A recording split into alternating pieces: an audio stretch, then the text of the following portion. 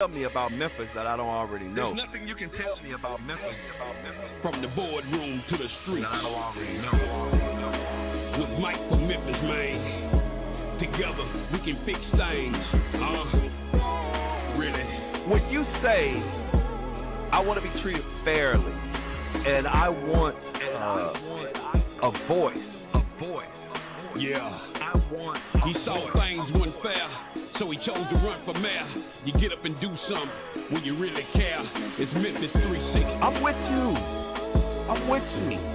In the meantime, It's Memphis 360. In the meantime, in between time, we got folks shooting people up out the frame.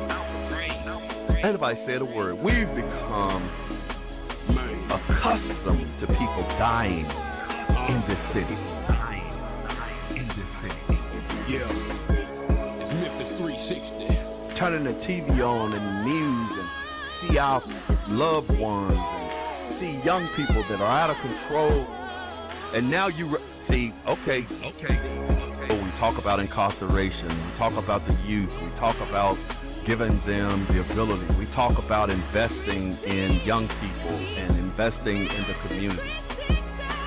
See, I hate ignorance. I hate when people make decisions about things and they make statements and they haven't done their research. How can you fix the problem when you don't even know what the problem is? We need some help in this city. It's Memphis 360. See, I hate ignorance. It's Memphis 360. Man.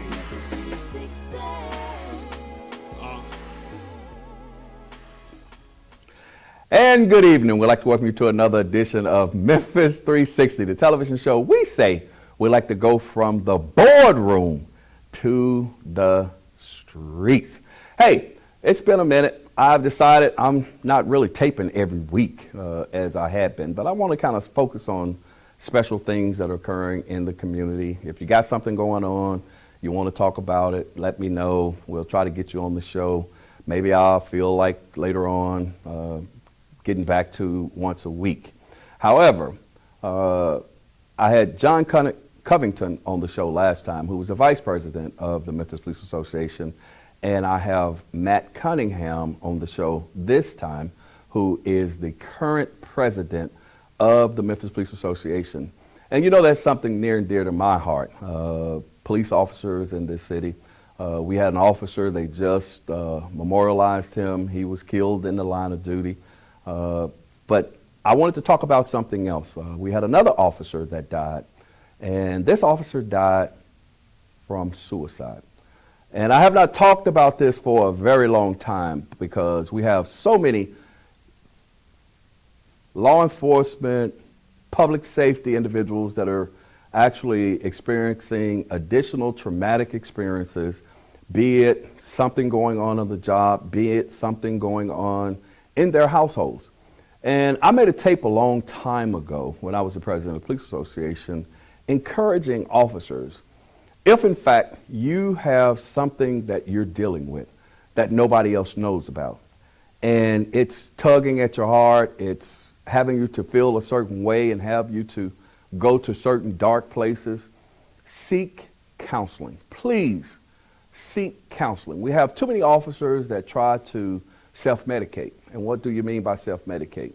It's a known fact that a lot of individuals that are experiencing traumatic experiences, they act out or they try to self-medicate either via alcohol, drugs, or what have you. And we want to make sure that any officer that is experiencing some type of traumatic experience from possibly all of the traumatic incidences that are occurring on the job, combined with some of the things that are occurring in your personal life, that there is help available for you. For police officers, I will encourage you to get in touch with the Police Association, Matt Cunningham, John Covington, one of those guys, so that they could possibly get you some help. And I know a lot of times we don't want everybody in our business. I get it. You don't want everybody in your business. However, we want you to be healthy. We want you to be mentally and physically strong. We want you to be able to take care of your family, be here for your loved ones. We want you to definitely have the ability to function in a natural and normal manner. You know, I tell the story that, I had to get counseling. I did. A lot of times people see me and they, oh, Mike, you got it together. Oh, Mike, you doing such and such and such. Oh, Mike, you're a strong individual. Well, guess what? There were times when Mike was weak. There was a time when Mike was hurting. There was a time when Mike was experiencing a lot of dark places. A lot of people don't know it, but I was in Desert Storm, Desert Shield. As a matter of fact, I jumped in. Live minefields, people on the ground, people dead in the minefields, different things like that. And a lot of times veterans don't like to talk about things that they have been through. But I will tell you that sometimes you can't get away from it, You have these dreams. You have, I have serious issues in crowds. I was experiencing depression and didn't even know it. And I had to be given medicine for depression. I was able to hide it real, real well. And if you weren't in my personal life and in my personal space, you may have never known what I was going through. What's up, Jeff Meyer? But it wasn't for everybody to know what I was going through. But believe it or not, it was my wife who said, you may need to get some counseling because I see some things that are out of the norm. So therefore, I reached out to the Department of Veteran Affairs because I was a veteran, and they actually were able to set me up with some counseling that allowed me the ability to talk out some of those things, because a lot of the things I had suppressed and I had never talked to anyone about it. And because I did go to counseling, it allowed me to face a lot of those demons that I had deep inside of me. And I don't have a problem with telling people that, because I hope that it helps somebody, as opposed to, Michael, you out here telling your business. Michael, well, I ain't got nothing to hide. And anybody that always have known me, I have no problem with putting it on the table. I put it on the table because hopefully it'll help somebody. And I also put it on the table because a lot of times people get the wrong impression of me. Sometimes they say I'm cocky. Sometimes they say I'm overconfident. Sometimes they say, you just don't care. Yes, I do care. I care a whole lot. I care about the officers that are on the Memphis Police Department. I care about the citizens that are out here in the city of Memphis, because a lot of them are also experiencing post-traumatic stress disorder, being in the environment that they're in. And a lot of our young people, I know Commissioner Charlie Caswell, he talks about ACEs, and how a lot of children are experiencing trauma in their lives, be it, you're living in a home and they're selling drugs out of the house. You're living in a home and your parents may be addicts, be it addicted to fentanyl, addicted to syrup, chronic marijuana smokers, or what have you. And their focus is not really on the kids. That's a part of the problem that we're experiencing actually in our society today. A lot of these young children are having to raise themselves. And then all of these homicides that are occurring and all of these shootings that are occurring in the city of Memphis, a lot of these young people are actually involved in one way, shape, form, or fashion, be it that it happens in their community, it happens in front of them, it happens to one of their loved ones, or what have you. And then we expect them to be normal. And all of the poverty that is occurring or has occurred here in the city of Memphis. It's a combination of a lot of things. And then I'm not going to leave out just some parents that are even straight, but they're not parenting in the way that they should. They're more concerned about themselves.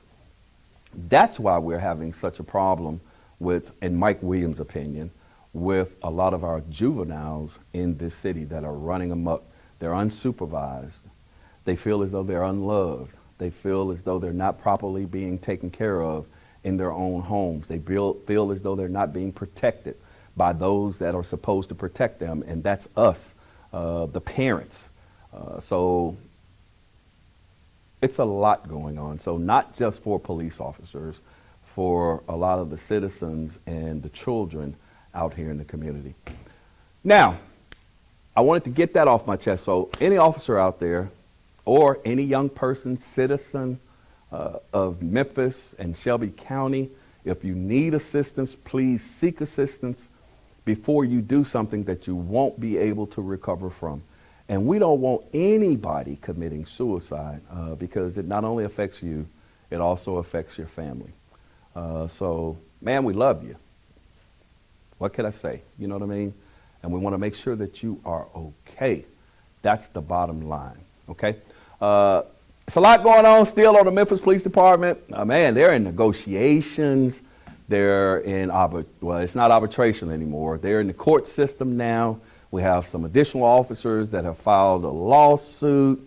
Crime is still up. They're still being shot at. Things are still happening. You know, I was watching with the sheriff department. They've had to actually confront someone with deadly force on last week. You know, the sheriff is trying to explain that. I really loved his interview when he talked about those guys had high capacity magazines and they had switches. But that seems to be the course of the day. Every time we hear something now, we're talking or we're hearing about these switches that are out there in the streets. And everybody wants one. Nobody wants to be caught without one. So you're going to find that a lot of these young people have these switches now that turns the semi-automatic weapons into automatic weapons, and they're letting off rounds. All right?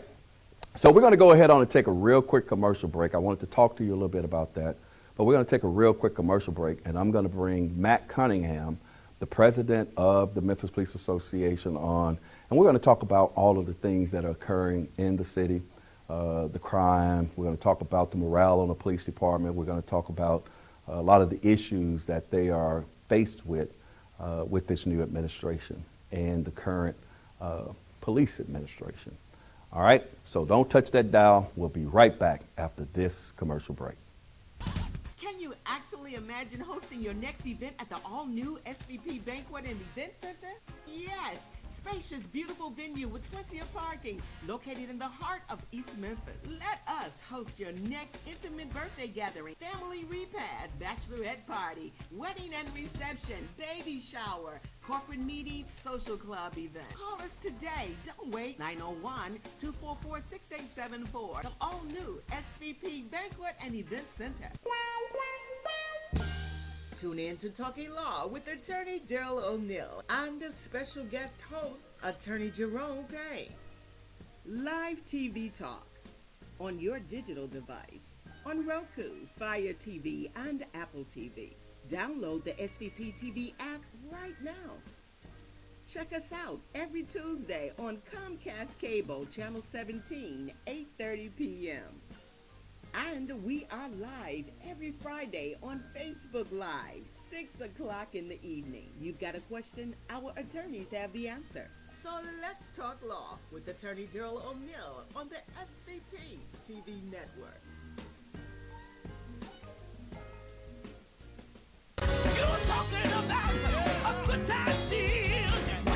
We all know. Come on now. Center Stage Gospel Music live from Memphis, Tennessee, featuring gospel artists from around the world. Toe-tapping, hand-clapping, down-home gospel music. Watch on Roku, Fire TV, Apple TV, and your local Comcast. Download the SVP TV app now on your smart television and mobile device.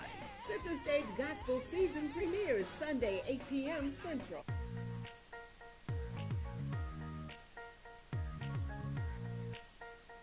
Hey folks, it's Issa Haddad here. I got some good news and a special invitation for you to come see me here at Sunrise, Collierville. Come on down, check out my inventory with new, pre-owned, and certified vehicles to choose from. I can get you financed when no one else can.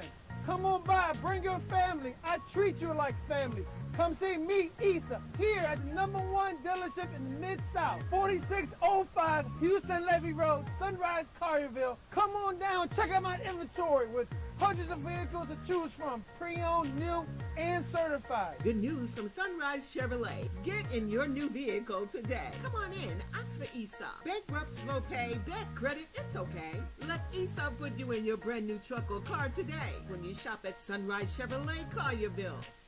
And don't forget, ask for me, Issa. And welcome back to Memphis 360, the television show. We say we like to go from the boardroom to the streets. And I have a special guest in the studio tonight. He is Matt Cunningham. He is the president of the Memphis Police Association. He's also my classmate. We went through the academy together back in 1999. We graduated, we started the academy August 16, 1999. We graduated December 16, 1999. So you're about to hit your 25th year. 25 years in August. Oh, wow. So, Man, yeah. Matt, welcome to the show. Thank you. Thanks for having me. It's Okay. great to be back. Well, let's go ahead and get into this All right. thing. So let me ask you this. Your first 4 months as the president, how has it been? So it's been a handful. It's been a lot going on in the police department. As you said in your monologue, there's a lot still going on in the police department. It's been a job to step into for sure, but it's been good. It's been what I expected. I just didn't expect it all at once. but you know, it's going well. We're doing our part to, you know, represent the officers of the Memphis Police Association, and you know, it's an honor and a privilege to be able to do the job. Okay. So you stepped into this thing. I know when I was the president, Eska was the vice president, you were the secretary treasurer. Yes. Then Eska became the president, then you became the vice president. Yep. And it's like that order of progression, people. Yeah. And then he became the president, John Covington. I was going to say John Cunningham. Everybody does. John It's okay. Covington, because it's C and C. Right. John Covington became the vice president of the Memphis Police Association. And they did step into, man, it was like stepping into the fire, you know, because right off the bat, we started off with, well, how has it been going with this? Tell us a little bit about the second lieutenant's incident from the beginning, and Okay. kind of walk us through and let us know where we are currently.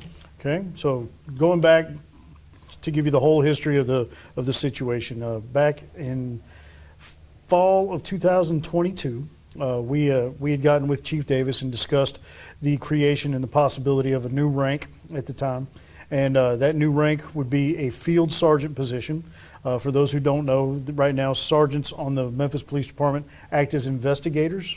They are the detectives in the bureaus, and Right. they don't serve as field supervisors like what happens in a lot of other departments around the country. Okay. So we had wanted to create that supervisory field position for the rank of sergeant, and we had gone into discussions with Chief Davis about that to try to make it happen, and it kind of went off the rails around February of 23.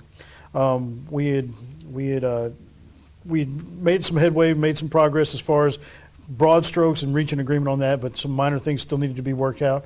When suddenly they decided that that had to be considered a supervisor position, a supervisory role, and per a mayoral executive order from back in 1984, Dick Hackett, he had an executive order that supervisors in any city division, not just police, could not be part of an association, could not be part of a bargaining unit. So while we were trying to work that out, the department decided to go forward with the promotional process unilaterally. Our MOU says to change a promotional process that we have to reach a mutual agreement to that change. And we hadn't agreed on the process yet. Like I said, we'd agreed to broad strokes, but not some details. And so as the department went forward and went ahead and administered that test anyway, and that process, we did not have an agreement. So we filed a grievance over it. The grievance went to arbitration. We asked that the city put the process on hold and just pause the process until the arbitration took place and the arbitrator made a ruling. Makes sense. Yeah, the city refused to do that. And so we had the arbitration. It started on October 31st. It ended on November 9th. And then the arbitrator took about 90 days to come back with his ruling. And in that 90-day period, the promotional test took place, and the first groups of promotions happened, and the city moved forward anyway. So now we have 126. The new rank was retitled from a field sergeant to second lieutenant. So now we have 126 of those second lieutenants on the job out there doing different. Their job descriptions varied based on where they are. They're not all in the field like it was originally designed. They were supposed to be field supervision, and about a third of them are in either bureaus or administrative positions. And so when the arbitrator came back with the ruling, his ruling said to put everything back to the way it was before the test, Right. put everything back to what the legal term is status quo ante, and put that back, and then form the promotional committee required by the MOU and finish negotiating and coming up with a mutual agreement on how the process should take place. Or, if we can't reach an agreement, then there would be no new rank. So when that arbitrator's decision came out on March 12th, and the city has not complied. They're refusing to comply. In fact, they continued to even promote after the arbitrator ordered the city to put everything back to the way it was. And so we have had to take the step to ask the arbitrator. We were going to take the step to ask the arbitrator to order the enforcement of the ruling. And then in the meantime, the city chose to file a petition in circuit court to vacate the arbitrator's ruling, to overturn the arbitrator's ruling. And so we had to counter that. We filed a counterclaim for the court to order the city to abide by the arbitrator's ruling. So that gets us up through the arbitration and our circuit court filing. So you guys, the Memphis Police Association, has an agreement with the city. Don't you have what they call binding arbitration? We do. So Okay, explain what that is. So our mechanism for solving problems with the city after the strike of 1978 was they put in place what's called the impasse ordinance, and that spells out a grievance procedure. It's a 4-step procedure where the union and the city sit down and they try to work out the difference. Right. If they can't come to an agreement, then they have to they can invoke arbitration, and that's where a third-party arbitrator comes in, and the arbitrator listens to both sides and makes the determination as to whether or not there's been a violation of the MOU, the Memorandum of Understanding. And if there has been a violation, he'll order a remedy on how to correct the violation. And so in this case, the arbitrator ruled that the city did violate the promotional article and Exhibit A of the MOU, and he ordered the city to put it back, but they're just choosing to not comply. Wow. Yeah. So they are blatantly disregarding, 1, the arbitrator's ruling, 2, an agreement that was made between the city and the Memphis Police Association because officers went on strike in 1978 to have an agreement and to be represented, and the city agreed with them. We're going to give you this MOU, but you can never strike. You can never go on strike. So therefore, you can't hold our feet to the fire. You can't withhold services from the citizens of the city of Memphis. But in order for that to happen, we are going to enter into an agreement with you to have binding arbitration so that if in the future something happens and we don't agree, we will go to mediation, which is an arbitrator, and whatever that arbitrator rules, then the opposing side will abide by that. Right. The arbitrator's ruling, that's the binding part of binding arbitration, is that the arbitrator's ruling is binding, so it should stand up in court. The city's contention in their filing in circuit court was that the arbitrator overstepped his authority, exceeded his authority in the ruling that he gave. We, of course, disagree with that. All he did was say, let's put everything back to where the process went off the rails and start where it went off the rails and follow the MOU. And also what the city did, the police administration did, was they further violated the agreement by continuing to promote individuals even after the arbitrator ruled that they could not promote people. Now, I'm not upset at anybody, at the people that took the test or anything like that. I want you to get that mixed up. But what I am saying is, and I've always said, protect the MOU at all costs. That's Mike Williams. Protect the MOU at all costs, because this is just one incident, whereas it's going to be applicable to the members of the police association. But there's so many other things, and you've got to be careful, because if you start allowing them to violate the MOU, then you're going to start setting precedences. And not that past practices or anything like that holds up, but it could. You never know, especially in this fickle world, that now you start to break down the fabric of the MOU. But I watched all of this, and what I saw was they actually escalated the promotional process, because you already had a list of first lieutenants. Correct. And they promoted the initial 29 Yes. off of that list. And they stopped promoting off of that list 29, and I think how many people did you have take that test? So we had 155 candidates on that list. The operational need was somewhere around 50, if I remember correctly. So they had another 21 that they could promote if they were in such their argument was they needed supervision, field supervision critically. You had a list of 155 candidates you could have promoted off of that day, and instead they chose to ignore that list and go forward with promoting the new rank, the second lieutenant rank, which is essentially the same job description. It's just cheaper. So on the city. Oh, wow. So the second lieutenants make less money. So it's cheaper for the city to promote them. And so they moved forward with that, and they, like I say, they accelerated that process to promote 100 and how many? 126 second lieutenants. So they promoted 126 second lieutenants. They had 150 something first lieutenants that were on the list waiting to be promoted. And these individuals, I will tell you that a lot of the individuals on the first lieutenant's list, many of them have 10, 15, 20 plus, some 25 years already on the Memphis Police Department, so they have that experience. Yes. And promoting the second lieutenants, you could become a second lieutenant with 5 years on.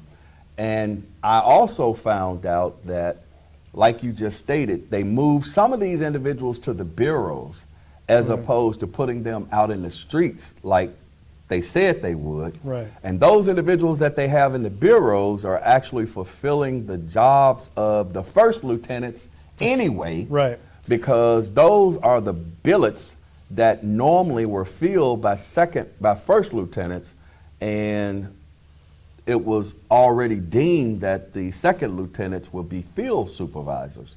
So that's another way that they're violating. They're just doing what they want to do. Just doing what they want to do. And so that's our job, like you said. Our first and primary goal is to protect the MOU. And so with the city just blatantly ignoring it, we've had to go to court and pursue that. And then, I think that leads pretty well into the fact that there's a group of sergeants on that first lieutenant's list. Many of the 155 on that list have turned around and filed their own suit. Oh, wow. Against the city for hampering their upward mobility chances on the department. Okay. I'm going to hit on that in a minute, but Okay. I ain't through with the second lieutenant. Gotcha. We'll move on at your pace. Right. Because I also wanted to, because I think a lot of the second lieutenants, everybody wants to be promoted. I get it. Everybody wants to be promoted. So all of those guys got promoted. How do they feel the MPA is, because the MPA is fighting to actually either overturn the second lieutenant's process, Right. or to put it back to what it was? What is y'all's stance on all of these people have been promoted. Right. So the only way to rectify this is either to demote them, or have you guys came up with another option or another plan? So before the first promotions happened and before the arbitration happened, we went to the city and we offered an exception to the MOU to allow them to increase the operational need on the uncontested first lieutenant's list. The 155 sergeants that were on that list, we said, you gave us an operational need of 50, but we'll allow you to adjust that number and promote however many you want if you'll hold off on this second lieutenant's list that violates. Okay. They chose not to do that, obviously. So now the MPA stance is, and we obviously want to see our members excel. We want all of our members to be promoted within the constraints of the MOU. So we've had, of that group of 126, there's a large portion of them, I would say probably more than half, that understand why we're contesting the promotional process. Right. And they're, I'm not going to say they're happy with the fact that they may end up being demoted, but they understand. And then, of course, there's there's a faction of them that are super upset about the fact that they may end up losing their rank, and you know, and they're trust me, they're vocal about it, and I understand that point of view, absolutely. But you know, our job at the MPA is to see what's best for the overall membership, what's best for the department overall, and make the department and maintain the integrity of the MOU by performing those promotional processes as we agreed upon and what's in the MOU. And we just, unless we can reach a mutual agreement on the front end, which we tried multiple times to do, you know, now we're locked into the fact that we have to stick to the letter of the MOU, which means letter of the arbitrator's ruling, status quo ante, put everything back, then we'll go back and try to fix it. And then, you know, we're locked in now with operational need numbers that, in my opinion, are too low, and the city's going to be really hurting for supervisors in a few years. So I know a lot of people wonder why I keep talking about this and why I brought John on initially, and then why am I bringing Matt on now. This has nothing to do with I have family members on the Memphis Police Department. What it has to do with for me is this has an effect on how the police actually are dealing with the citizens and actually have the ability to deal with the citizens. Because I'm nobody, but in my small mind, I have to wonder if you have an individual, and I'm not saying all of you second lieutenants, so you can get mad if you want to, that's your business. I'm not talking about all of y'all, but some of these second lieutenants have 5, 6, 7 years on. They've never been to a bureau. They've never worked outside of uniform patrol. And to be perfectly honest, they're not fully developed yet, as far as I am concerned, to be in a supervisory role. Now, I have no problem with them being sergeants, because now they work in the bureaus, and I am hearing, because I was upset a little bit when I heard that they had the second lieutenants in the bureau. But I also hear that they tried to the best of their ability to put the second lieutenants in the bureau that were actually sergeants in the bureau. That's Right. what I heard. That's for the most part that seems to be happening. Or the second lieutenants that were promoted from patrolman to second lieutenant, the ones that went to the bureaus had prior investigative experience Okay. in a GIB, something like that. Right. And that's fine, but they weren't lieutenants in the bureaus, and they really, a lot of times, only handled the call-outs. Correct. And never the administrative portion of the first lieutenant's job in the bureaus.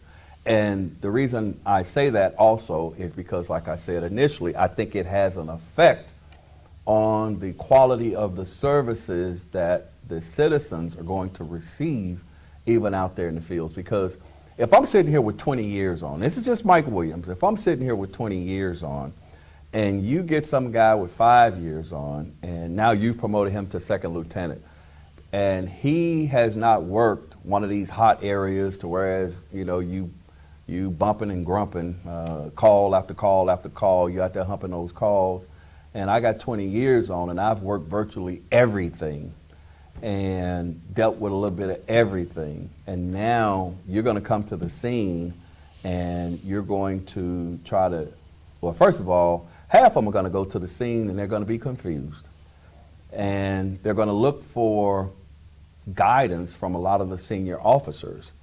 And I don't know if the senior officers are going to correctly provide that guidance, to be perfectly honest. This is just Mike Williams talking. I don't know, I ain't on the police department no more, but I know police culture. And I know how we operate a lot of times, because they're going to say, if you took the promotional process and now you're the second lieutenant, then you tell me what you want me to do, because that's your job as a supervisor.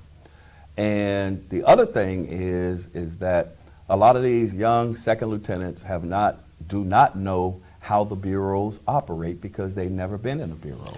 So that's kind of the biggest deficiency that we've tried to point out. Not that these second lieutenants aren't capable. I think every single one of them have the potential to be great supervisors. Right. It's strictly a lack of experience. Because like I said, on the Memphis Police Department, our department being so unique that a patrolman never works as an investigative role, or not, I won't say never, but it's rare. They don't have the experience of how to conduct an investigation that has to be prepared for indictment, how to write a state report, how to write all a search warrant that can be very complicated, all of the very intricate investigative tools that you use when you work in a bureau. You simply just don't get that experience in patrol. So, if you skip that experience and go straight to a supervisory position, then lacking that experience, those that have been in the bureau as a sergeant or as an investigator, they're just a more well-rounded officer, and they're better prepared to take on that supervisory role. Mm-hmm. Like I said, not that the others can't do it. I think they're fully capable. It's just that it's going to take them some time to play catch up and gain that experience that's needed. Well, and there's going to be some roadblocks. Sure. To be perfect. He being nice, I don't have to. He being nice, I don't have to. And there are going to be some roadblocks. And I just feel ultimately the people that suffer are the citizens. You already have a police department that's understaffed. You have 1,800 plus police officers. Don't tell me we done dropped below 1,800. Today was 1803. 1,803 police officers. Next week we'll be below 1,800. Jesus. Mm-hmm. So we done went from 2515 back in our heyday to we're dropping down into the 1700s. And the Memphis City Council has finally come to the realization that you need anywhere from 24 to 2,500 police officers to be able to effectively police the city of Memphis with all of the activity that you have going on. That's right. And I was at a meeting last week, and one of the things they were talking about was community policing. And it's going to be very hard to get back to community policing, because you have to free those officers up from uniform patrol to be in those coax, or whatever high-speed, low-drag name they want to call them this time, to be in those units. And a lot of citizens are asking for localized policing. They remember the coax. They remember how the officers were engaged in the community, and they definitely want some form or fashion of that back. I actually listened to the mayor and Chief Davis when they were at the Orange Mound. The mayor's going all over the city, and he's having these town hall meetings. And I think it was on Monday or Tuesday or something like that, he had a town hall meeting out there in Orange Mound. And that's one of the things that they were asking for, because you're having all of this activity out there in Orange Mound at these parks where they're doing these mass shootings and different things like that. Grandmothers driving down Park Avenue and the cars being shot up. Individuals are being shot all over the place. But they're asking that they get some form of community policing back into the areas. And you're not going to be able to do that if you're sitting at 1,700 plus police officers. So in the month of April 2024, we had 91 people shot in the city of Memphis. 91 in 1 month. 25 of those passed away. Wow. So at least 91 people were shot in the month of April alone. Wow. Yeah. Wow. And are we still ahead of the numbers from last year? So for homicide, we're right on track just to tie last year. Last year we finished the year with 399, which is a record year. I believe we're 3 behind that at this point compared to last year, So as far as the number of homicides. So we're a little bit behind. Okay. That's good. Yeah, that helps. But it's not enough of a difference. We want to see a market improvement, and we're not seeing that. Okay. We're just simply understaffed and overworked. You were talking about community policing a second ago. I'm sure most of your viewers that are not police would be shocked to know that, the minimum complement on a shift for an entire precinct is 12 officers. So, you've got 12 police officers over an 8-hour period that have to police an entire precinct. We have 9 precincts in this city. And so, those 12 officers have to handle every single call. And when you have a mass casualty event like that Orange Mound shooting, where 16 were shot, I think 3 ended up passing away. That's something I didn't understand either, because they eventually came out the next day and said that there were like eight shot, 2 killed. So I know the final number wounded was 16. Well, that's wounded. Okay. Yeah. So now the ones that I think it was either 2 or 3 that ended up passing away from that shooting. Right. But it was such a large scene, such a large shooting that was a citywide call out for cars. Every precinct in the city had people to respond. And so you've got all of us tied up, the few officers at work tied up, either on a mass casualty scene like that, where you're holding a crime scene for hours and hours and hours, or the ones who haven't responded are trying to pick up the slack, answering the rest of the calls throughout the city. There's no time for community policing. There's no time to walk into your local 7-Eleven and talk to the clerk, or stop by a church event. I mean, you simply don't have time, because there's constantly 30 to 70 calls holding in every precinct. Right. So now, talk to me about, because I've been hearing, I keep hearing about this meeting that Mayor Young had right after he got elected. And I think the city council was considering whether they were going to keep Chief C.J. Davis and Sean Jones to see if they was going to keep them. And one of the things that the mayor was doing was trying to garner the support of the Memphis Police Association, I heard. So he had a meeting over at First Baptist Broad. Can you tell us about that? So it was actually at Mississippi Boulevard. Mississippi Boulevard. Yeah. Oh, Yeah. I thought it was First Baptist Broad. And he just basically, he wanted a question and answer session open to the police to come in, and he wanted to give his point of view as to why he wanted to keep Chief Davis on as the chief of police. And so we went in, and it was a great open forum. He was very accessible to the officers, and I think they appreciated that. And he took questions for probably a little over an hour, and then after that meeting, he met with the executive board of the MPA for about another hour. Oh, how many police officers showed up for that meeting? So there were about 400, between 350, 400 that showed up, and I would say probably 30 at least that were able to pose questions to the mayor. Okay. Unfortunately, one of the biggest things that came out of that has since transpired is that part of his argument was that give him a chance. He's a new mayor. Let's see what Paul Young can do. And then he said that he would uphold the MOU and abide by the arbitrator's ruling when it comes to second lieutenant. Hold up, stop. Right. So the mayor said that he would abide by the arbitrator's ruling. Correct. Go ahead. So, and so we gave him the chance. We took him at his word, and here we are in May, and it hasn't happened yet. We'd like to see him come around, and we can stop all the court proceedings, and I think we can work out an agreement if we can, go back to that table, go back and start that promotional committee like the MOU requires, and then sit down and work through the few details that are left. But like I said earlier, at this point, we're painted into a corner where we've got to abide by the letter of the MOU. And so once we're willing to do that at a moment's notice, he could call me right now and say, come meet in my office in an hour, and I would be there and we would start. But until that happens now, he's kind of limited our options. Okay. So the mayor stated that he would abide by the arbitrator's ruling in that meeting. So the officers of the Memphis Police Department expected him to abide by that ruling. Has he given you a reason why he changed his mind? So as you know, the department is now under a DOJ investigation. Yeah. And so the argument from the city side of the table is that the second lieutenant rank is necessary to assuage the DOJ investigation.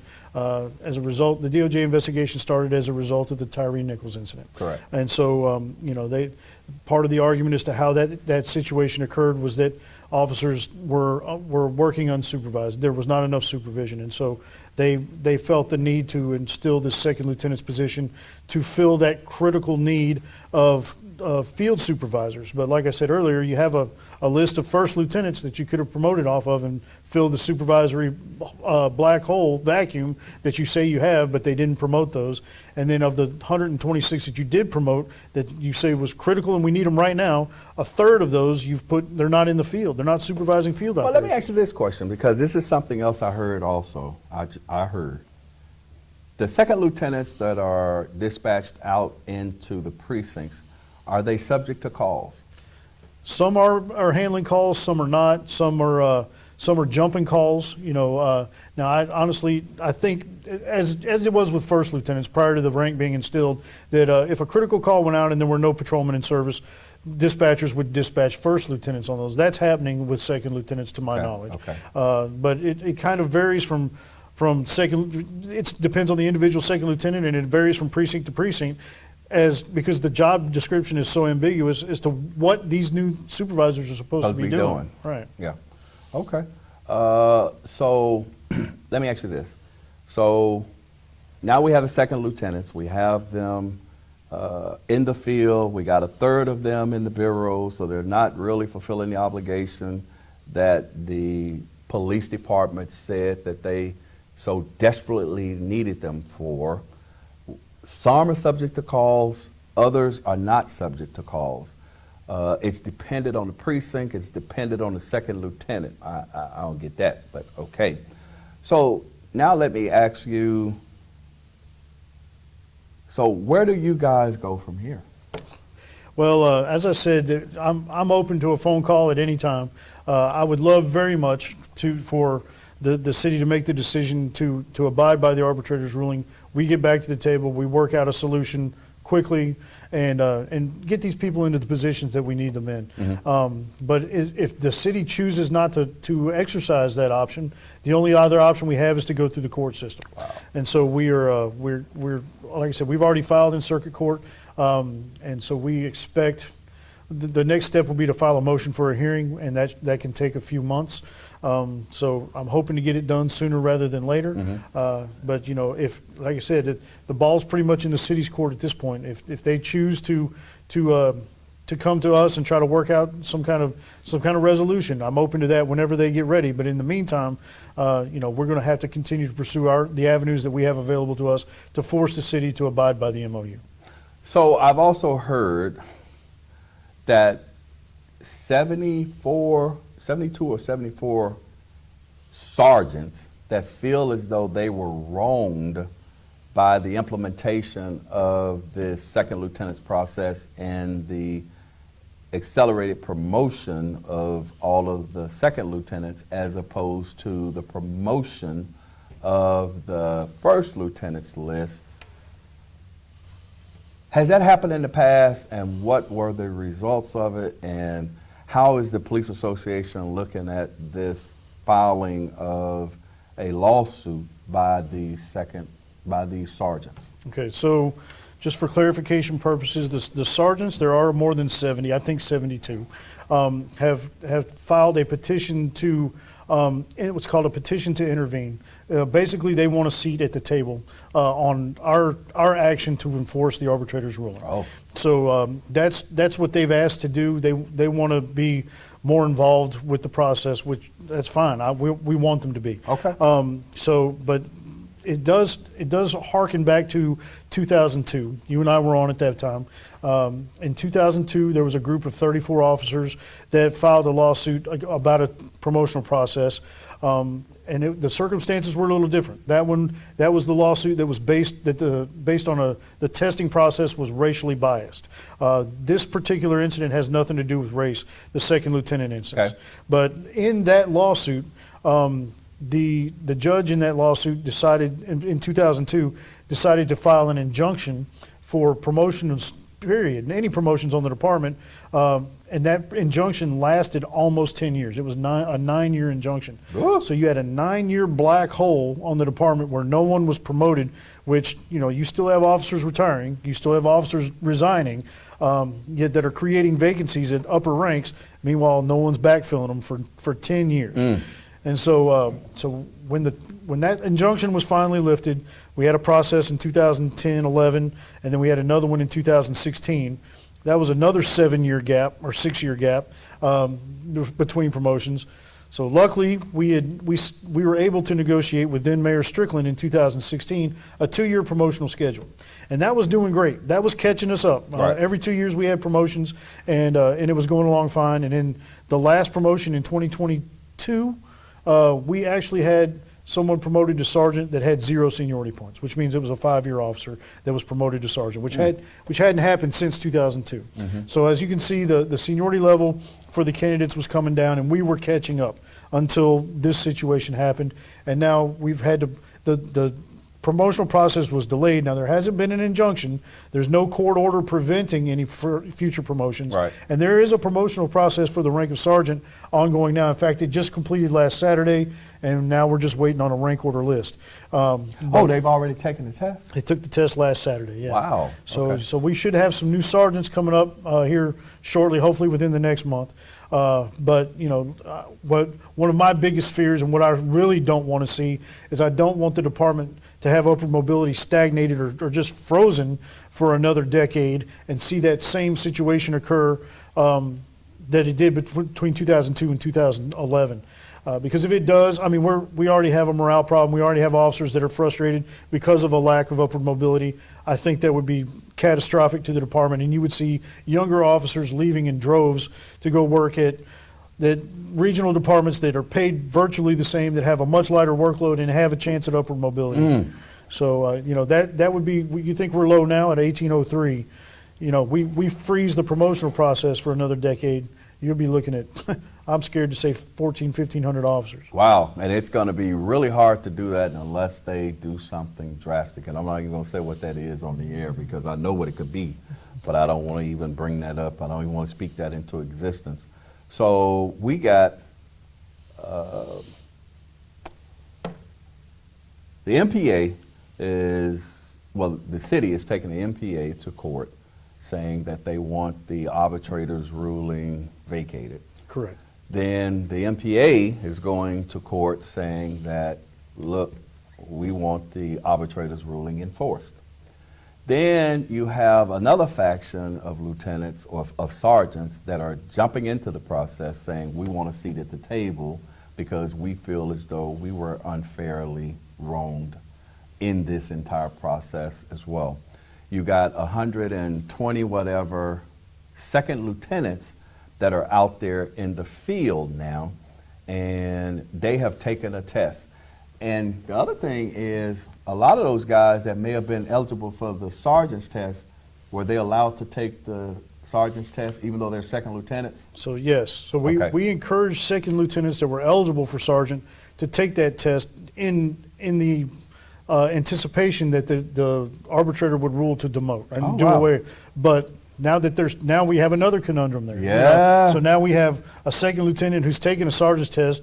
He's going to come out he or she are going to come out in the promotable range when the list comes out. Which rank do they take? Do they stay at lieutenant, where they're second lieutenant, where they make more money and then risk losing that rank as a result of the circuit court ruling, or do they go back and take sergeant? So this whole process just created a whole lot of confusion within the Memphis Police Department, and then you got all of this daggone, infighting now because, believe it or not, like he said, there's some that feel really strongly that they should remain second lieutenants. They took the test. They should be second lieutenants, and like I said, they're looking for upward mobility because there has been a long time of stagnation on the Memphis Police Department. And then a lot of these guys with 5 years on, they haven't really been through a lot of the things that a lot of these guys with 15, 20, 25 years on, because they have went through, just like Matt and I, it was 9, 10 years we were on. We couldn't even take a promotional process. So we were eligible for sergeant in 2004, and our first opportunity wasn't until 2009 because of that injunction. And we came on in 99, and so that was 10 years later. Correct. Whereas these guys at 5 years, they're taking a second lieutenant's test. And I'm not knocking the ability to take a second lieutenant's test. I'm just knocking that you're trying to destroy, and this is not Matt Cunningham, destroy the Memphis Police Department's, the Memphis Police Association's MOU. And too many guys have fought too hard and have given too much You know, I don't care if Sean Jones don't like the MOU, which I hear all the time. I don't care if Sean Jones is in roll call and he is saying that the MOU is not worth the paper that it's written on. Yes, it is, sir. It is worth the paper that it's written on. It is worth those officers that went to jail to be able to enforce that. It is worth those officers that were striking and their families suffered to be able to get the ability to actually just have the ability to represent yourselves or to be represented and not be led along like sheep in the night. So it is worth the paper it's written on. I know you wouldn't understand that, and this is not Matt Cunningham, this is Mike Williams. You wouldn't understand that because you didn't have to go through that. You were on some department somewhere else doing something else, and now you come into the city of Memphis and you're creating all of this dissension and all of this infighting within, and you're trying to build allegiance and loyalty from individuals that are currently on the Memphis Police Department by elevating them.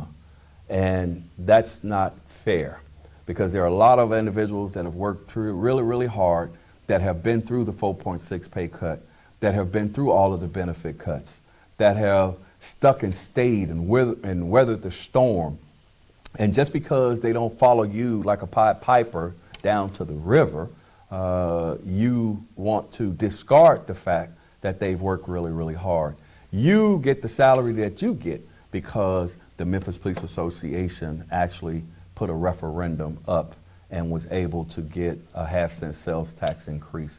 A lot of the things that the Memphis Police Association has tried to rebuild and tried to ensure that that was a level playing field, in essence, you guys are going around destroying even some of that. That's Mike Williams saying that, not Matt Cunningham.